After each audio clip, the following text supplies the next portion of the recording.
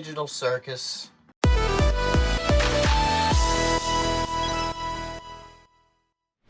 I love the Digital Circus soundtrack.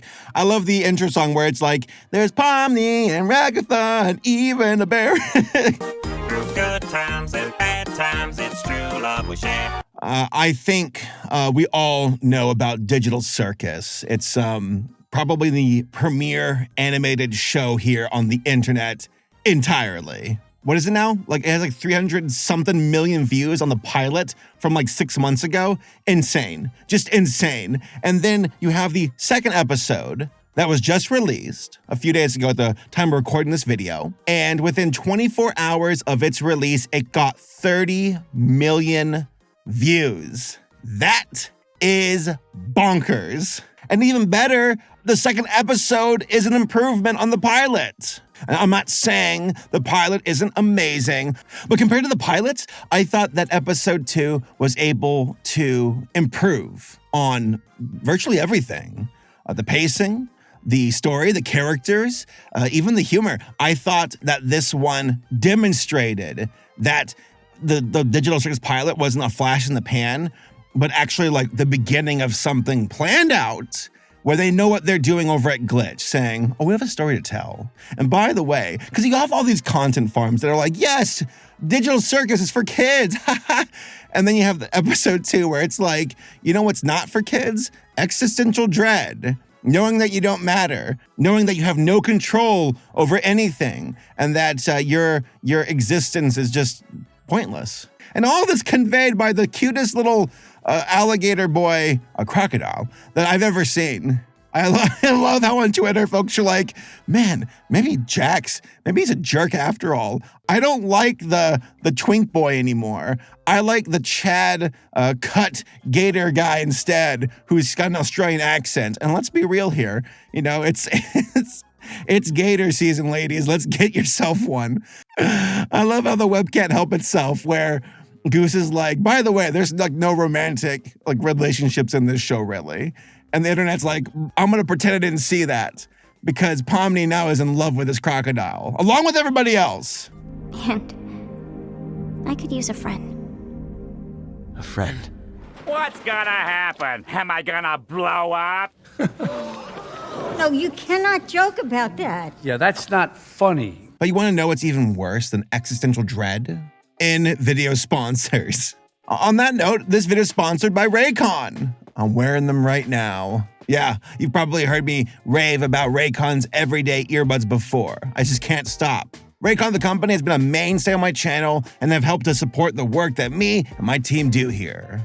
It's not every day that you are able to get the same audio quality you expect from big-name brands, but at half the price. It's Raycon's approach to quality and price that has sold over 3 million of their previous everyday earbuds, so they're definitely a hit with fans. So if you're in the market for something new, then now is the best time to consider Raycon's new, yes, new, everyday earbuds. They've just launched their newest model with new upgrades and enhancements to all of their familiar features that made the Everyday series a success. So now would be one of the best times ever to test these babies for yourself. I mean, I'm wearing them right now. They're great. I love them. Like I said, these upgraded everyday earbuds offer everything that was loved about Raycons from the start. Check this out. The ones I've got are in a new lavender color. I love lavender. Bees love lavender. Look at this case. It's very stylish looking. Raycon has a whole new lineup of colors that complement your style and appearance. And here are some of their brand new features. We've got active noise cancellation now. This is great for when we need to drown out any distractions while we're trying to immerse ourselves in our favorite music or podcast. As always, these earbuds sport a very cool feature, awareness mode, in case we need to pay attention to what's going on around us. Very useful for running errands or robbing banks. And if you tailor your workflow to a computer or a phone like I do, then you also know how difficult it is to work with both devices at the same time. Raycon, though, has heard our plea, because now we have multi-point connectivity. This means you can connect these earbuds on up to 2 devices at once. And as if that was not enough, these upgraded everydays now have quick charging. With 8 hours of use, you can pop these little guys into their case and charge up to 3 times for a total of 32 hours of use. This ensures that you'll have your earbuds working all day long. Another new addition to these earbuds that I especially love is their water and sweat resistance. Guys, I sweat a lot at the gym all the time because I work out.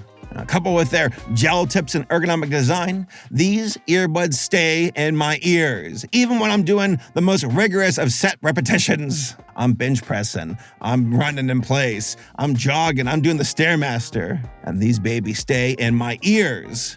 And with easy touch features to play, pause, or skip tracks, it makes operating these earbuds a breeze. As of late, I've been rocking out to the Helldivers soundtrack while working out at the gym, and with Raycon's 3 sound profiles to choose from, I can get the best listening experience possible, depending on the media I'm listening to. Again, you can get all of these high-performance features at an affordable cost. Raycon everyday earbuds sound as good as other leading wireless alternatives, and they offer the same premium quality, if not better, at a very attractive price. So if you're in the market and have been wanting to check out Raycons, there truly is no better time. Click the link in the description down below, or go to buyraycon.com/Saberspark to get 20% off your Raycon purchase, plus free shipping. Raycon also offers a 30-day happiness guarantee, so there's very little risk in trying out these awesome earbuds. So thanks again to Raycon for being a long-standing sponsor for the channel. And on that note, back to the existential dread. Again, let me reiterate, spoilers ahead, because I want to talk about this episode, and this will most likely be the last time I talk about Digital Circus until the finale of the show. Because from this point on, I feel like we're just going to see the progression of the story, which, by the way, I'm very excited that, there's a relief to watching this episode, where I was like, okay, good. Number one, it's quality, but also the direction of the series is going exactly where I wanted it to go. I want its theme to be about existentialism, the feeling of not belonging, of not mattering, where you feel like you're at the mercy of the indifferent universe, or I guess Kane in this case and point. But okay, we'll dial it back from the pilot, where we set the table, where we introduce our characters and explain the setting and the stakes. Okay, and now we go into episode 2, which I'll do a quick synopsis here. It's like an adventure of the week kind of feel, where even the show itself feels wise to meta-ness to the show and the characters. They know what's going on to a degree, where they're like, okay, here comes Kane's, his scenario for us to go on. Here's our adventure. I guess we're going to Candy Canyon, and we're going to this castle as well. By the way, these new characters that are introduced, I love the designs of the show. You get the Candy Princess, you got the Gummy Gators, those little posing models that animators use and artists use that are actually kind of worthless and not that helpful. Yeah, those are all these characters that were being introduced to in this new episode. But the way they present it as Kane being like, I got a new adventure for you. Go through the portal, have fun. Gotta go get some maple syrup. We gotta help the Candy Princess. And just the tone initially is yeah, I accept the quest, Pomni's still, because the episode actually starts with her freaking out in her room, being afraid of being, what's called abstracted, I believe, and seeing the characters of Jax, Kane, and Ragatha looking at her as she's falling through a black hole, being she was too weak after all, she wouldn't last, only for her to wake up in a cold sweat, and then start the adventure of them going to the Candy Canyon. I'm pretty sure it's Candy Canyon. I'll be real, the only thing from that Candy episode that really stands out to me, besides, of course, the Gators and the existential dread, is the motherfucking war rig. I love this show. I love it. I saw the thumbnail, and I'm is that a Candy version of the war rig from Mad Max Fury Road? And to hear the Candy Princess then go, here, take our war rig. I'm yes, I love this show. And then you see the Gator Boy, and I'm I really love this show. I'm eating well, and just so happens to be candy flavored. So the synopsis is that Ragatha, Kinger, Jax, and Pomni, and Gangle have to help out the Candy Princess to recapture some maple syrup from these gator outlaws, little gummy gators. I love these designs. Again, less is more. The simplicity of these guys, it just works so well. It's so effective. and even just the characterization of little moments of like this gator guy driving the steering wheel of the war rig, of his own war rig, and he like lays his little head down on the gummy goo gator. I'm like, that's cute. It's just those little moments that really tell a lot about a character without needing to say anything at all. I love it. But yeah, Pomni just kind of going along for the ride, where she's like, okay, I guess I'm just gonna accept this is my life now and roll with the punches. You see Ragatha very empathetic towards Pomni. I think Ragatha sees a lot of herself in Pomni, which I imagine we'll probably get an episode of when Ragatha probably first arrived and how she struggled. Even Kinger's like, yeah, I remember when you showed up and how, you made it. And now Ragatha is kind of doing the same kindness towards Pomni, who's the new girl. It's kind of interesting to see, like, Kaufmo, like, from the last pilot, or from the last episode. I guess the pilot's now episode 1 officially. And how, like, he's succumbed to his not vices, but to madness. And now Pomni's the fresh meat in town. Will she make it? Will she survive? Where'd she come from? Where's she going? What's happening? There's so many questions. There's still a mystery, which I'm really glad that as far as going into episode 2, there you have that mystery of like, what is going on? I think the approach of this show is going to be, okay, we have the questions from episode 1. We want to know what's happening. Where did Pomni come from? Where did any of these we perceive as humans, quote unquote, where do they come from? Who's Kane? What's the setting? How'd they get here? And it will, I imagine, reveal itself in time. But in the meanwhile, let's dial it back a bit, okay? We have our overarching story, but now let's take some time to just get to know these characters a bit more. Ragatha revealing that she's very empathetic. Jax being very cynical. I actually saw folks on Twitter being like, I don't like Jax after all. He's a jerk. And I'm like, you telling me the cynical guy who puts up a front in order to protect himself because he's hurting has jerk-like tendencies? I'm shocked. Shocked, I tell you. Kinger being a Chad, though. I love that guy. And Gangle's here, too. But the main part of this episode that stands out are the gummy gators and how Gummy Goo, their leader, well, he comes to face with how the universe doesn't give a shit about him, how he is a means to an end, how he's an NPC. I don't know why Kane thought it was appropriate to give an NPC self-awareness. That might have backfired a bit. But there's a part of the episode where Pomni and Gummy Goo, that's the gator's name, clipped through the world and fell down into this like ominous area that is kind of housing the character models of all the characters of the Candy Canyon. The gators themselves, the war rig, this chocolate monster, which is kind of more of a B-plot with like Gangle, Kinger, Ragatha, and Jax, where it gives me vibes of like the Mighty Pooh or the Great Pooh from Conker's Bad Fur Day, but also reminds me of the Greedy from the animated Richard Williams Raggedy Ann and Andy movie, which for the record, like that's, I'm making an assumption here, but Gooseworks, the creator of Digital Circus, who wrote this episode, directed it, she has to be a big fan of this movie. I'm very certain she is. Hence the inspiration for Ragatha's design, and also like just seeing the Greedy being this candy, monster, this goo monster who can move around. The two, I can see massive similarities and inspiration, which I love that. I love seeing the inspiration of creators in their own creations without it, like, of course, overshadowing their own original creations. But then when the show stands on its own 2 legs is specifically this moment where Gummy Goo here, who is like, wait, what's my purpose? Wait, I can't even remember, like, because he's given a backstory about trying to like help his mom out or whatever, or at least having a mother character who he cares about. And then he's like, wait, where am I? What's happening? Because he sees his own character model and he starts freaking out. He starts having like a crushing existential dread, panic attack, to which Pomni's there observing.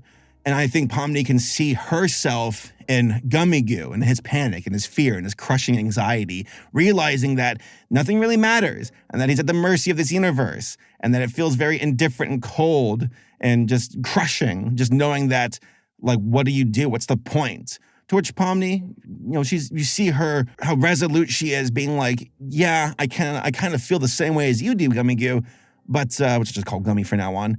But like, maybe you can come home with me to the circus and we can all feel like lost together, but together as friends. Just kind of implying that Pomni is starting to find her footing. She's starting to find her sense of belonging, and that she has people at the circus who are all in the same kind of, they're in the same situation. Everyone's suffering. And I think that's sweet. It's like we have to go through this, but we're going to go through it together. We're going to feel this dread together. We're going to feel this sorrow together. And at least in that company, there's strength and there's, resolve that they can at least weather it, hopefully long enough to, find a way out or hopefully avoid being abstracted. And that's sweet. Gummy Goo just kind of realizing that his life's a lie, and Pomni seeing herself in Gummy Goo to a degree and being able to speak some strength into him. Spoilers ahead, by the way, for those who could not have connected the dots so far in that regard. Gummy Goo travels through a portal with Pomni and the rest of the gang, and they're like, well, welcome to your new home. And Kane's like, oh, snaps his fingers, obliterates Gummy. He's gone. Just going like, oh, one of those NPCs got through. That's pesky. And Pomni just beside herself. Just the guy who she just opened up her heart to and tried to build up was just obliterated at a snap of a finger like he was nothing.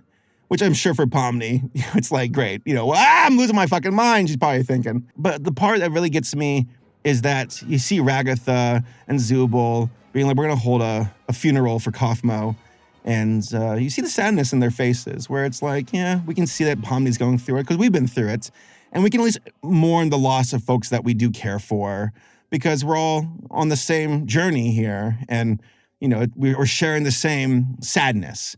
And I thought that was very sweet. You see the just empathy of these characters trying to band together. And it's even symbolized showing Pomni's intro with her falling to like the black void, being grabbed by the hands of characters, which I paused when I was watching that. It's Kinger, Ragatha, Gangle, and Zubul. But not Jax's hand. I didn't see Jax's hand, and I did not see Kane's hand. So it kind of gives you an idea that Kane is like, I'm just the demented DM of this world. We still don't know what his goal is, what's his game, what's his angle. But for Jax, not being in that picture of grabbing the hands just shows that he's still cynical and that he's putting up walls. I'm sure we will, of course, be shown what Jax's story is about, what he's about. But he's a guy who uses his cynicism and his tough guy approach, his, I'm indifferent, I don't care, I just want fun. Where it's like, no, you actually have a heart, you have thoughts, you have emotions, but you're afraid to show that to people. And I'm here for it. So overall, as far as just every single bullet point goes, the characterization as far as the individual characters going on their own arcs and what they've said with their dialogue, the back and forth of them caring for each other, Pomni herself finding her footing, trying to build up someone else who feels that madness that she was feeling, only for him to be blown up, which is sad. I feel like the pacing in this episode is an improvement on the first. I'm not saying the pacing was bad before, but I like the pacing so far. I like that the themes feel like they're being doubled down on, where it's like, this is not a kid's show. Not saying kids can't watch it, but there are mature themes like existential dread, knowing that, oblivion waits us all most likely, knowing that there's this void that follows us and you can't escape it, and then we're all feel kind of stuck. Like, it speaks to me. It's very cathartic. I feel like the themes resonate with me, and I can't wait to keep seeing that, to find out more about these characters, finding out about their stories, finding out, they have empathy because they've been through it. And I'm sure the show will reveal that in due time. Also, visually, excellent. Some really funny moments, some really funny faces. Glitch does not miss when it comes to their visual presentation and quality. I thought the music was fantastic. Some excellent songs in the background. Overall, we are witnessing something that truly is like cutting edge. We're seeing the evolution of indie animation before us. And Glitch is continuing to push the envelope. I can't highlight enough how insane it is that they've had a second episode already fielded within half a year, the first one coming out. These folks are here to rock the world. And just seeing this episode builds my excitement and my faith in them to the nth degree. We are here for something truly magnificent and special. So, folks, what did you think about the episode? Rest in peace to Gummy Goo. Maybe he'll come back, probably not. Did I miss anything as far as thoughts go? I'm interested to hear what you all have to say. So those are my initial thoughts about episode 2 of Digital Circus. Can't wait to see the rest of it. And I can't wait to see where it's going ultimately, because I am very invested. So, that's all I got to say. I'll see you all next time.